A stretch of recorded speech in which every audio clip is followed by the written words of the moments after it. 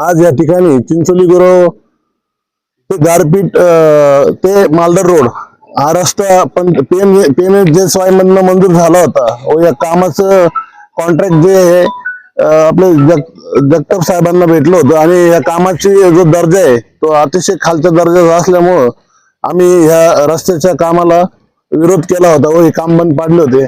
नंतर याची दखल घेताच आदरणीय खासदार भाऊसाहेब वागचौरे साहेबांनी हा आवाज संसदेपर्यंत पोहोचवला, लोकसभेपर्यंत पोहोचवला व त्याचा पाठपुरावा केला। तसेच मी देखील केंद्रीय मंत्री नितीन गडकरी यांच्याकडे तक्रार केली होती, परंतु आज त्यांनी आमच्या तक्रारीची दखल घेत हा रस्ता पूर्ण एकदमपणे चांगल्या पद्धतीने केला। त्यामुळे आता आमची कुठल्याही प्रकारची तक्रार नाही व केलेल्या कामाबद्दल आम्ही समाधान आहे।